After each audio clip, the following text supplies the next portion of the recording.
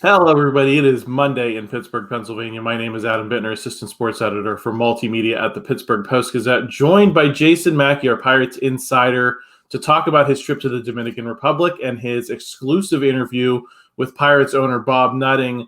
Jason, how are you? How were your travels? Very good. Very good. I enjoyed the trip, Adam. I enjoyed the weather very much. I was seeing Pittsburgh getting pummeled by snow, but I was there in an island and sunshine and 80 degrees. So that part of it is nice, but now I'm freezing again back here and looking at Florida for spring training. Yeah, it was supposed to be 60 degrees this week. So, hopefully it's reminding you of the Dominican Republic and baseball season a little bit.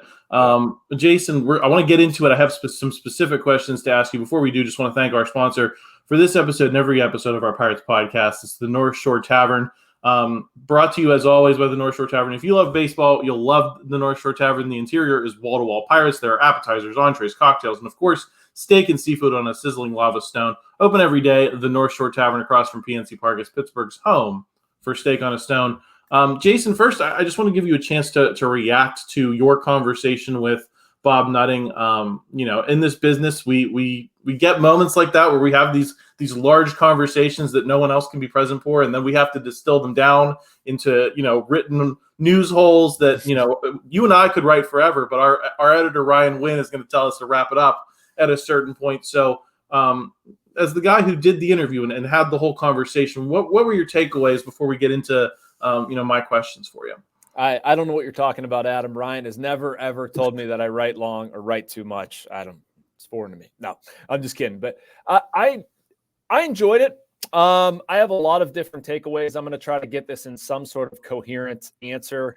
I thought there were different parts of the conversation. I'll leave the Dominican Republic stuff because that was part of it as well. So we're going to talk about that later. So I'm not ignoring it. I'm just sort of getting into the parts that have been written about on our website. To me, and why I broke it into these two parts, I thought it was two different conversation topics.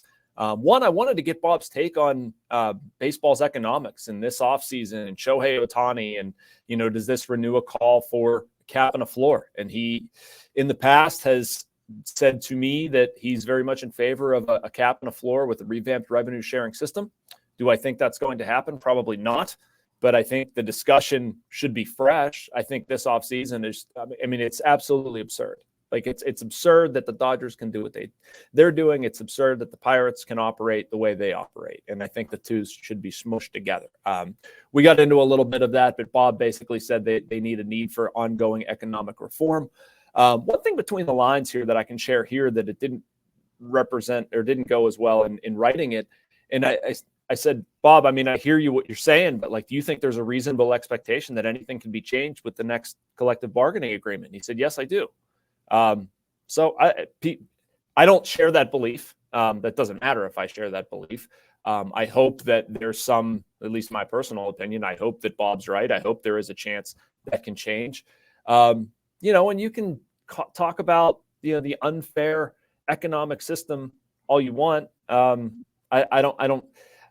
seen a lot of negativity and I understand why the negativity is the way it is. And you can spend more on your major league payroll, and they haven't. I think there's been a reason for it. It's not necessarily the unfair economic system in baseball. Anyway, in the name of wrapping this answer up in somewhat quick fashion, I'll pivot to the other part though. With what he said about Ben Cherington in the offseason, I found that kind of interesting. It was almost like he was prodding the GM. That's what it sounded like to me, where he's saying we need to be willing to take risks. I haven't been happy with how the offseason's unfolded. I've seen how hard Ben Cherington has worked, but my takeaway from talking to Bob about that part of it is, one, the Pirates aren't done. Two, he wants to see more activity. And three, they need to find a way to break through on some of these deals. I do know they were close. I do know they showed interest, and whether that is paying more, offering more in terms of prospects, I don't know what. They maybe both. They do need to be more active, and it seems like that's what Nutting is expecting. Yeah, I do want to get into the economics, Jason, but I do want to start there because those were one of my first questions lied. I guess I'll get into it with this. Do they understand that no one wants to hear that they were close and that this has almost become a meme? It's become a meme within the fan base where people talk. They're always in on the moves that they don't make, and you never actually hear them make some of these moves that people want to make. And you can count on one hand the number of times that they've actually kind of gone for it in that capacity. Is there an understanding in their room that that's how the fan base feels about these things? No, I don't think there is. And to a degree, I mean, I think they're gonna do them, and I'm not excusing it. I'm not saying it's good, but I don't think they're aware that irritates fans. That being said, like, I do understand that Bob was asked the question and he's answering the question. What do you want him to say? Again, not a defense. I'm just saying that if you look at this and whatever, but I mean, I don't think there's any answer he can give, Adam, that's going to satisfy the fan base, right? There's nothing he can say about the offseason, about what they haven't done, that is going to matter more than just do something. Go do something. You're going to have to, if you're in the bidding for Sean Manaea and it's the Mets and you, are you going to be able to pay the same price as the Mets? No, you're not. I mean, he's going to have a more competitive situation elsewhere. I'm just randomly picking Sean Manaea, but I'm saying, like, you're going to have to pay more. I took heat for a thing I wrote in there about the starting mid-tier starting pitching market was objectively nuts, which I still think it was. I think guys got more money than they probably should have. I don't see. I was frankly surprised that Frankie Montas, Luis Severino, these other guys got what they got. I'm not saying that the Pirates should just avoid it. Like, I didn't write that. I hope I didn't infer that. You at some point have to take greater risks because you're the Pirates. If you want to take this step, you're going to have to assume additional risk. That could be in the form of giving up more prospects. That could be in the form of giving up more term on a deal. That could be in the form of just paying more than this guy would get another place because you want to bring him to Pittsburgh. So anyway, it's probably a long and rambling answer, but I mean, that's the way I would have attacked it. That was my side of that answer, I guess. Yeah, no, I hear you, and I think you're leading into all the questions I had, which was I knew you took heat for the comment about the mid-tier starting pitching, but isn't part of the problem? Do you think I'm crazy? You're plugged into this stuff. You can tell me I'm not offended. Well, here, let me ask the question this way, because I look at Sean Manaea as, listen, I play fantasy baseball, and Sean Manaea was an innings eater you streamed at the end of the week to get to the innings minimum or to just pick up strikeouts. You know what I mean? He's not a difference maker. And if you're going to get outbid for these low tier starting pitchers, right, then when you get into the mid tier, isn't it just natural for some of that to creep in as well? And at a certain point, aren't you paying to not have the risk associated with going with a Sean Manaea or a Rich Hill or some of these more bargain basement guys that, yeah, you can have more affordably, but I feel like their range of outcomes is more than some of these guys in the mid tier. And that's why the mid tier guys are getting paid more. Sure. I understand that. And a part of me, Adam, is like, if you just say screw it to like the mid-tier market, I wouldn't even have a problem with that. But at the same time, you have 3 starting pitchers. That's not good enough. That's not going to work. Like, if you don't want to pay $15 million for a mediocre to below average starting pitcher just because that's what it costs, I sort of get that. But like, then you got to trade. Then you got to, give up prospects to go get somebody. You have to give up a package to go get Edward Cabrera from the Marlins, which I'm also fine with that. Or you could avoid all of it and develop guys better. I mean, if you want to be really cheap and say, we're not going to spend money on pitching, okay, well then Quinn Priester better be good. Rowanzi Contreras better be good. Luis Ortiz better be good. And to operate in that, I mean, it's an unreasonable hit rate to expect all of these guys to pan out and then have all of them contributing your starting rotation. We all know that's not going to happen. So but what they're doing is doing nothing. You can't do that and just say, well, we tried, we got close. That's good. Like, no, people take me as like, because I report it. I don't know. I think that's okay. I feel like maybe that's a separate conversation for a separate day, but yeah, I mean, they need to do something, man. Well, if there's anything I've learned, Jason, it's that the process of making journalism is not especially understood, and that you're trying to express to people what the team believes, whether you believe it or not, and that's an important service, and sometimes I just don't think certain people get that, and that's where sometimes you take the online abuse that often you don't deserve. But Jason, I wanted to ask specifically about the trade element because you talked a lot about that in the piece. You mentioned the Marlins. But then higher in the piece, he specifically cited the Chris Archer trade as something that they can't repeat. And I wanted to ask you if that was more about the process or the outcome. Because to me, that deal went south because Chris Archer was not good enough for what you gave up. And if they make those playoffs in 2018 and he pitches effectively for a couple more years, then no one's talking about, giving up Tyler Glasnow as a guy that they probably were not going to figure out. No one's talking about Shane Baz. They're talking about, what you got from Chris Archer. Where do you think Bob Nutting sees the problem in that deal as kind of an inflection point in recent Pirates history? I feel like it's a cop-out, but my answer is honestly both.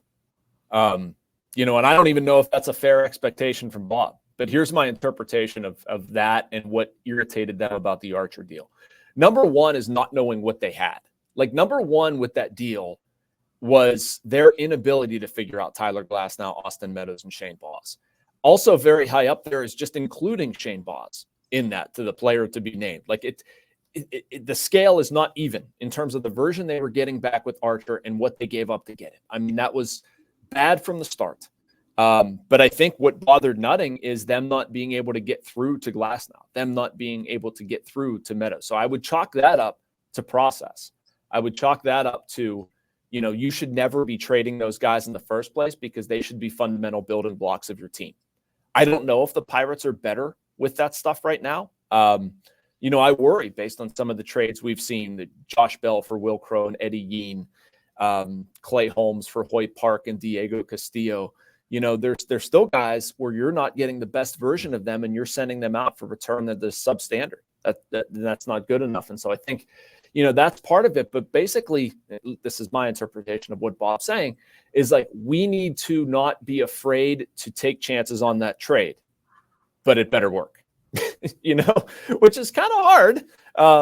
But you say, like, we can't be scared off by things of the past, but we need to make this trade and it needs to work automatically. And I mean, it does. And I think that if they're not going to pay market price for starting pitching, which we've seen they're not, then this is the only other available avenue to get starting pitching. And you're going to have to pay to get it. Yeah, Jason, I think the thing that in his public comments, he's called cheap, right? The fan base calls Bob Nutting cheap. To me, I think there's more of a risk aversion, right? I think, the way he talked about the Gregory Polanco deal is a disaster, and something he didn't want to repeat. I mean, those are the types of moves you have to make, right? And some of those contracts are going to pan out and some of them aren't. Do you sense that it's more risk aversion than cheapness from him? I think it's both. I mean, I think that I think they're averse to taking too much risk, both with personnel, trades, and money. Because I mean, you could look at this is not. I feel like I have to preface so many things these days with this. This is not an endorsement of how the Pirates pay major league players or what their payroll is. Disclaimer. But their payroll did go from $39 million to $100 million over the course of, I think, like 2011, 2012 to 2016, 5-year period, something like that. Again, I'd like to see it higher. I'd like to see it quicker, but there was an incremental thing. Now, they blew it up. They went total rebuild, whether they say it or not. Payroll went way down. It has incrementally gone higher. Is it as high as anybody would like? No. Is it as high as what it probably should be in this market? No. I think it's a lot of, have they, made a big splashy move to really catch people's attention, one that carried with it a lot of risk? No. And they probably need to do that stuff. But yeah, so I mean, risk aversion, cheap. Like, I'm not sure they're all that dissimilar. I also think there's an element of this is how you sort of have to do this stuff. We have seen teams go scorched earth and start from nothing, and then they operate differently than the Pirates have when you're talking about building it back up. So I still think we're seeing the process of build back up. We're seeing some good, some bad. You're seeing still, what did they finish? 30, 35 and 32, something like that, whatever that finished. Like, if that's real and they can sustain that and they can get young guys to pan out, like, this might not all be terrible. Now, if they screw that up, if that was a mirage, then you're going to look at this and say, year 5 of a rebuild, what the heck are you doing? So I understand both sides, but I understand fans that want to see them have a quicker, faster, and more economically robust build than they have so far too. That's a fair criticism. Yeah, well, and I guess the impression I get sometimes is if you told Bob Nutting exactly what he was going to get for each contract that he signed and that there was no risk, would the payroll be 130, 140 million dollars if the outcome was baked in? You know what I mean? And that's where I wonder where the risk is. Is it necessarily that he doesn't want to spend, or is it because he doesn't want to waste money? You know what I mean? Right. No, I think it's both, but I feel like if you say that it's because, it sounds like you're defending his how he's handled himself financially. And that's not a good place to be. Like I'm trying to present both sides. I would say I'm not defending it. I would say I'm saying maybe this isn't the right business for him, Jason. I mean, this is sport. You know what I mean? That's where I'm getting to is I totally get it. If you're hesitant to make a bad investment in a starting pitcher for $20 million, great. Maybe you're not supposed to be a sports owner. Dude, I agree. I agree with you. And look at across sports, man. Like, look at Josh Harris, the dude that just bought the Washington Commanders. Like, you've got more money than you possibly know what to do with. And, like, there are lots of rich people out there. If you're that worried about it, somebody else who's absurdly rich would buy the team. And, I mean, frankly, I don't think we'd be looking at this as much of a small market as it is. Now, this gets me into trouble a lot with the Pirates. Like, I see that side of it. And then there's also a side of it that this goes into the other story that I dealt with Bob, or another part of the conversation. Yeah, the economics in MLB also suck. They really do. Like whether you defend how the Pirates have conducted themselves or not, like sorry, I got that. I don't want to say that. I'll get myself into trouble again. But I mean, like, it's just a whacked out economic system, and they're both true. And I wish Bob took more risks. I wish the Pirates took more risks. I wish they, had a little bit more of a gambler's mentality, an aggressive mentality, and that they seem to want to have a practical reason for these slow incremental things. Like, this is pro sports. You gotta take a gamble, and if you don't want to do that, if you don't want to sort of conduct yourself like a crazy rich fan, you can get off the bike, and somebody else is probably going to hop on pretty quickly. Well, I think part of this conversation too, Jason, is I don't think fans have an unreasonable expectation of what the Pirates are compared to the Dodgers. They don't have an unrealistic expectation of how that gap is going to close. Because to me, Jason, the big labor battle was had, right? Was with this most recent lockout. I've sensed a lot more peace since this deal has been than before it. I think that the last CBA was something the players and owners were very at odds over, and I don't sense that same acrimony now. But I think people are upset that the Pirates don't reach what they feel the Pirates' potential is, and it's not that it's not the Dodgers. It's that my number's probably 130, 140, right? In my mind, I think you could probably make an argument that you could flirt with 170, 180 based on certain revenues. But everyone's got their number that they'd be satisfied with the Pirates at, and they've never been there. Right.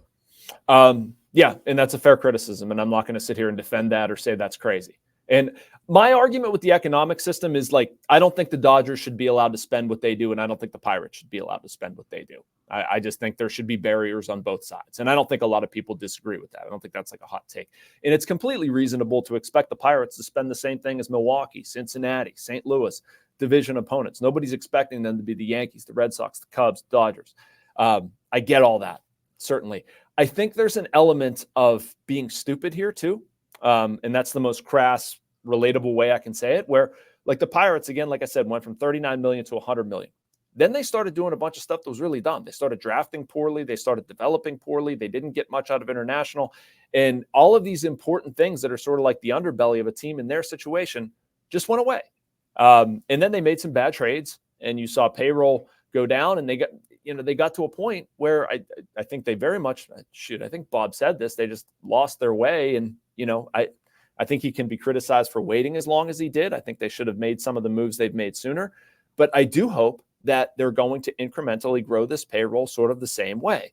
I understand there's an element of what they're doing. They don't want to, they talk a lot about bands. They don't want to go too high. They don't want to go too low. They don't want to bottom out. They don't want to be stuck with this or that, but toward their ceiling, as they continue, there's certainly more room, and they need to get there. And I think if they continue to do other things well, let's really, hope that they can get there, because I think that's what people are looking for, Adam. And I also think people are just looking for them to win. Like if in a world where they're good, if they're getting young players to produce and they're winning like 85 games with a bunch of young kids who are developed appropriately, and like you go down to AAA and get the next one, I don't think fans would like freak out as much over payroll. But I understand why. I understand why now, because you're kind of doing neither one. Yeah, I listen. And there's some players that are going to sign long-term extensions, and there's some that aren't. And I think fans get that as well. You know, I think Garrett Cole probably falls in that category, right? He was never going to sign here. But just keeping the guys, and this is, I will give Bob Nutting credit for this. You've kept Brian Hayes, you've kept Brian Reynolds. But then, you know, that kind of gets into the same whole risk aversion conversation we just had of, you know, I think Brian Hayes has a pretty high floor. I think you had a pretty proven commodity in Brian Reynolds. And is that the reason that those deals got done compared to, you know, maybe some more projectable guys? I don't know. Jason, the question, I want to ask a couple specifically about some of the people you mentioned in your story, your first story on Saturday, in terms of who they might acquire. You mentioned the Marlins, Braxton, Garrett, Cabrera. Where would you place the likelihood that that deal happens in some form on a scale of 1 to 10, with 10 maybe being the most likely? 6 or 7, maybe. You know, I think it's above 50%. I think they'd like it to happen. I think it makes a lot of sense for them. I think it makes a lot of sense for the Marlins, frankly. I'm just curious, like if they've talked, and it would make a lot of sense for them to talk. I would be stunned if they didn't. You know, who the Marlins would be asking for. And so, I mean, the Marlins can dangle some starting pitching. They can get some stuff back. I think they could have markets for Braxton, Garrett, and Edward Cabrera. I think they do have markets for those guys. So I think this is, you know, based on knowing what the Pirates need, seeing some inactivity throughout the offseason, hearing what Bob said about taking risks or whatever. I mean, this is kind of where I'm at. That's another thing that leads me to the Cabrera thing. You got to give to get, right? And I think there's probably a reticence to give to get. Maybe they're looking at, I'm just, you know, making this up a little bit, or not making it up, but, you know, you probably have to give up more than you're comfortable giving up. And in the past, I don't think the Pirates were very comfortable doing that. I think there's also a look at their starting rotation and saying, like, man, we need this. We need the guys that help the team now and in the future. So to me, that outcome is probably more likely than them making any sort of splash on the free agent market at some point. I do think they could possibly hit both. I mentioned in there some of the free agent sort of guys that come with baggage. They might be able to get them at a discount, that sort of thing. That wouldn't surprise me either. But yeah, it's what I've been saying. You're gonna have to trade, and you're gonna have to give to get if you're gonna really, really improve your starting rotation. Yeah, I wanted to ask you about the free agents too, Jason. You mentioned Trevor Bauer specifically. I know we did a whole podcast on that. Was there a question asked to him of whether that is something that the Pirates, you know, in the abstract, maybe not specifically, would they consider bringing in players that do have that type of baggage? Is the PR hit that they would take worth it in their mind? Was there any kind of conversation about that? I didn't ask Bob about that because frankly, I didn't want to waste the question, and I have enough background knowledge on where they stand with things that I didn't feel like I needed to waste the question or not use the question. Here's where I think they stand on this from being around the team. I think they would be open to somebody with that who deserves a second chance. But I think there's still things that they need to consider within that. And I guess what I mean, if I try to, you know, you might not like a specific guy, but another guy, through conversations with him, maybe learning about what he's done off the field wise, changes he's made, how he feels about his situation, you might feel a little bit more inclined to take him. So it's not a blanket no, but I've gotten no indication from the Pirates being around them that Trevor Bauer is an option. And I don't think that was going to change if I asked Bob about it directly. I'm sure he probably would have danced around and given me a very generic answer with it. I wrote Domingo because I think it's a little bit of a different situation. You're still taking on some of that risk that something may happen. I think I'm not defending this. I would not personally. I'd not like this move. Like, I'd rather see them go get Edward Cabrera and sign somebody else. But if you do bring on Herman, I think what they'd probably be looking at is This is somebody who battled demons, is battling demons. Like an alcoholic, has gone to rehab, is going to rehab. I don't know the exact status of it, but reading about it and my knowledge of it is that like teammates generally respected the guy, generally liked the guy. Just like, dude, you got a problem. Like you need to go get help. And if he's going to get help and healthy, and the Pirates are convinced of that, then I think that might lead to something. Whereas like Trevor Bauer, regardless of what we think about his, incident and charges and accusations and what was dropped and this, that, and the other, like I think it's just a certain way and wants to be a certain way. And I'm not necessarily sure that meshes with how the Pirates want guys to be, whether that's right or wrong. It's just sort of my read on where they stand with those two guys specifically. Yeah, that's as good of an answer I think anyone can give. I just wanted to give you a chance to kind of flesh that out a little bit more, because again, we don't get to kind of get into details in that sometimes in writing. Jason, I want to get into the original purpose of your trip, checking out things in the Dominican Republic, and your impressions. So also, I have one follow-up question, but I will start there. Can you just give us an overview of what your impressions were of your trip? Yeah, so I've never been to the DR. This is my first time. I've always heard from baseball people around MLB, like, you got to go. You got to go. It's such a great experience. I now know why they say that. It gave me such an additional appreciation, not only on the baseball side, it's on the life side, man. Like seeing, you see some crap down there. I don't think there's any way around it. It's a good life check for things that we think are problems here. They're not. Things that to take just little tiny things that we have in our lives for granted to realize how lucky we all are. Secondarily, it was a very informative trip for me to understand a little bit more about where Latin American guys come from, how much this means to them.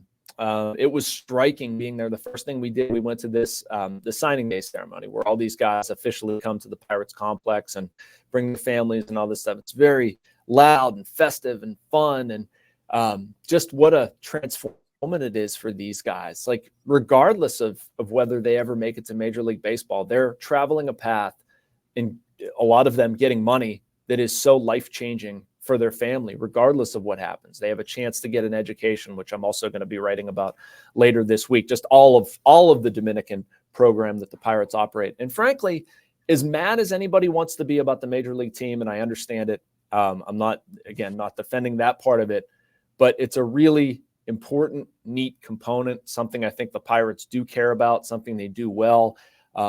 It has major life implications too. The second day we saw this graduation ceremony from the high school that the Pirates run out of their Dominican facility. I talked to one kid who spoke there and was asking him, does anybody in your family have anything close to this sort of level of education? He goes, absolutely not. And he's like, I hope this is something that like my family, my brothers can see and say that you can do this. And I'm like, man, that's not a baseball take. That's just like being happy for kids succeeding and getting opportunities. But anyway, it's an important way of getting talent. The Pirates haven't gotten enough talent that way.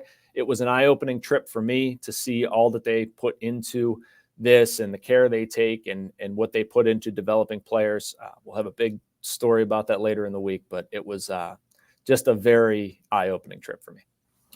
Jason, I wanted to ask you specifically about kind of the scale of things down there, because one of my big frustrations I read the Pirates Fest coverage that you did that was great, but Travis Williams likes to say, well, we put all the money back in the team, and it's not necessarily in payroll. It's a lot of it's in development, and there's just so few tangible ways for them to show the scale of that. And to me, it's almost sometimes like they treat it like a black box, right? Where we know that the revenue's there, but we don't see it go into the payroll, and they just say development as this like catch-all phrase. Yep. I think this is one of the few ways that they can show their work a little bit. Can you talk to me about the scale and whether it backs up to you what they say about, the investment that they make in player development? Yeah. Now, I'm going to say some things, and this is not going to be an excuse of the Major League payroll once again. But I will relay what was told to me in the conversations I had and what I saw. I talked to the guy who designed the Pirates facility. the architect of this. They bought the land in 2007, I believe, constructed it in 8 and 9, whatever. But the guy who designed all of this stuff, and he said, man, every year they're doing something. Every year here, there's some sort of addition. They just built a separate building that houses like classrooms, weight room, that is supposed to be the biggest of any Dominican facility, like an upstairs area that coaches can live. That's supposed to be more of like a living space, and we can attract better coaches. Again, not defending the conduct with the major league payroll, but like this is a premium top flight facility that I do think there was probably some motivation for the Pirates showing this thing off. And I agree with you on the black box. And you talk about development and people are like, the heck, development? I don't understand. But the Pirates do go to great lengths to scout these kids, to bring them in, to treat them well once they're here, to educate them, to hopefully, develop them baseball wise. I was touring rooms that included Hawkeye, TrackMan technology, screens, all this stuff to like dig into analytics and how these kids move. And we're talking about 16-year-old kids to try to get them and develop them and get more out of this market. I don't think they're happy with the amount of Latin American talent they've gotten. The Pirates are known throughout the industry of somebody that has a lot of investment in scouting and analytics and research and development, coaching and player development, all this stuff. They do. They spend a lot. Now, are they getting enough out of it? You could make that case that they're not. But from somebody who has heard them say a lot how much they spend on player development and in the Dominican, at least with my 2 eyes, and I'm not an accountant and I'm not an expert on what things cost, but like it looked to me from talking to people that was backed up, like they do care about this facility. They do something that is very top notch in terms of the facilities there, better than other facilities. This is not just my opinion. This is from talking to other people with other organizations too. Like the Pirates have a very good reputation in this space. Is that enough to succeed at the major league level consistently? No. But it is something that they do genuinely care about. Yeah, I think that's important to talk about, Jason, just for those reasons that I meant. We don't get to see it, right? And this was a chance for someone, from Pittsburgh to go see it. And that's why it's very interesting to hear your thoughts. For me, because I'm disinclined to giving much benefit of the doubt when you can't put things in front of me. So that's why I think this is so important. Yeah, and it was, again, it's just a tough dynamic, man. Like, it doesn't excuse everything. It's not like, oh, well, they care about the Dominican academies, so everything else is good. Like, not saying that at all. They still need to spend on major league players and get major league talent. But I mean, if the Pirates are going to be any good for any sustainable amount of time, they have to be good in the space. They have to be good getting international players. Like, they have to be better than they were getting Polanco and Marte. I mean, they have to be much better. If you look at their top 30, they've got guys on the international market that should turn into something fairly soon, unless those rankings and the reputation of them are completely wrong. But they need to draft well. They need to make good trades. They need to scout and develop. They need to do all the stuff that we talk about all the time. But, and that was part of the conversation too. It's something I talked about with Bob Nutting about, it's not optional to be good here, and that matters to him. He was talking about just like what an expansive pool of talent is down here. And like, we need to do a great job all the time at finding that talent and then funneling it up to the major leagues. And I would argue again that one of the reasons the Pirates came out of their playoff years and then went in the tank for several and really didn't do much. They didn't get much international. I mean, you could say you got Polanco and Marte, and I think kind of fits and starts, and they were good and they weren't. It's not so much an indictment of those guys. It's just like it needs to be way more than just those two.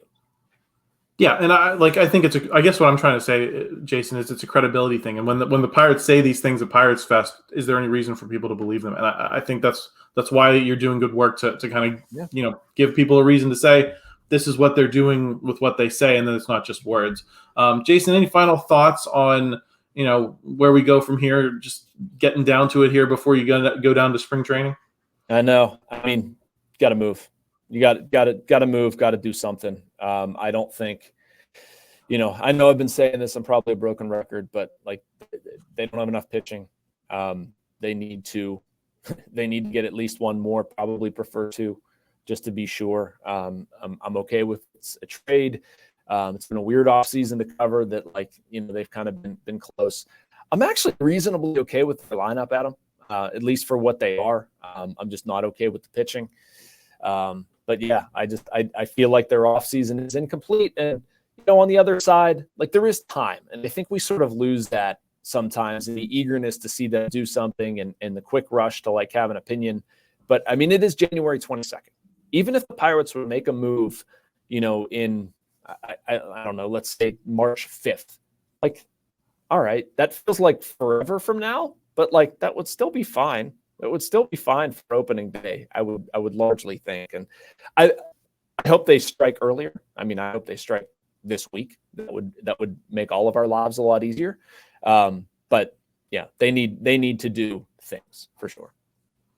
Yeah, and I think that's partly an industry thing, Jason, is that it feels like the way things used to be is you got a lot of these deals done at the winter meetings and right around the start of free agency, and that's the way a lot of sports do it, right? And baseball, for whatever reason, has really gotten away from that, and these off seasons really do take a while to develop. And I think that's probably a bad thing for baseball. I agree. Look at the NBA and how the frenzy that free agency creates. I think the NFL that's true to a lesser degree, but baseball's really gotten away from those, that week-long bonanza of moves and things to digest and lots to talk about. I think, yeah, I agree with you. We could be at the end of this offseason, all this time that we've spent, talking about, are they going to make another move? It could all end up meaning nothing, but that's just the way baseball is these days. And I think that's regrettable. And it's not just a Pirates problem. I think it's a baseball problem. Yeah. I mean, I look at some of the top pitching prospects, right? Like Snell, Montgomery, like they're still out there. They're still out there. I'm not excusing it, but like the Pirates, if they make, I'm going to make this up, but if they are Edward Cabrera and sign Noah Syndergaard and they show up on February 14th for the first day of pitchers and catchers, and like those two guys are in their starting rotation and they're joining Marco Gonzalez, Mitch Keller, Martin Perez, and maybe a young guy, maybe they start with 6. I don't know, but like, would you feel horribly about that rotation? No, I think people would want to hear that and see that. Yeah. I think it's just a matter of you'd rather have it resolved at the winter meetings so you could spend all winter getting excited, and then you would be both, man. I'd rather get it resolved and have a little January free, but that's not reality. So yeah. Unfortunate. Well, Jason, thank you so much for this conversation today. I think it was eye-opening in a lot of ways. And sorry you took some abuse, but I think it goes with the territory when the Pirates are not making these moves, and people kind of take us as just telling the facts. That telling the facts almost comes off as defense, and it's an unfortunate position to be in. It's all right. It's all good, man. I'm the luck. I have the best job in the world. I'm beyond blessed for what we have. I'm not worried about it. And I enjoyed this conversation too. It's therapeutic. Absolutely. I knew it would be. Thanks a lot, Jason. We will talk to you again soon. A lot more Steelers talk this week, so make sure you subscribe to the channel. Make sure you like this video. Help us out in the YouTube algorithm, and we'll talk to you again soon.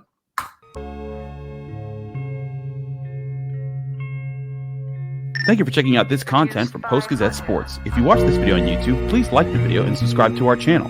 For all of the sports coverage the Post-Gazette has to offer, visit post-gazette.com.